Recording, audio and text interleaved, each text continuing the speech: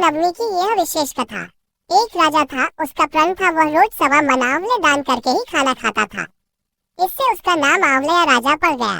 एक दिन उसके बेटे बहू ने सोचा कि राजा इतने सारे आंवले रोजाना दान करते हैं, इस प्रकार तो एक दिन सारा खजाना खाली हो जाएगा। इसीलिए बेटे ने राजा से कहा कि उसे इस तरह दान करना बंद कर देना चाहिए। बेटे की बात सुनकर राजा को बहुत दुख हुआ और राजा रानी महल छोड़कर बियाबान जंगल में जाकर बैठ गए। राजा रानी आंवला दान नहीं कर पाए और प्रण के कारण कुछ खाया नहीं। जब भूखे प्यासे 7 दिन हो गए तब भगवान ने सोचा कि यदि मैंने इसका प्रण नहीं रखा और इसका सत नहीं रखा तो विश्वास चला जाएगा। इसलिए भगवान ने जंगल में ही महल, राज्य और बाग बगीचे सब बना दिए और ढेरों आंवले के पेड़ लगा दिए।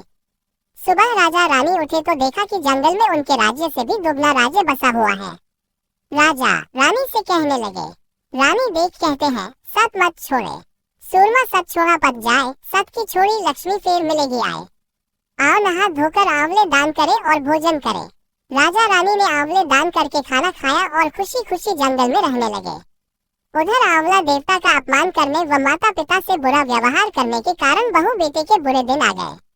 राज्य दुश्मनों ने छीन लिया, दाने दाने को मोहताज हो गए और काम ढूंढते हुए अपने पिताजी के राज्य में आ पहुंचे। उनके हालात इतने बिगड़े हुए थे कि पिता ने उन्हें बिना पहचाने हुए काम पर रख लिया।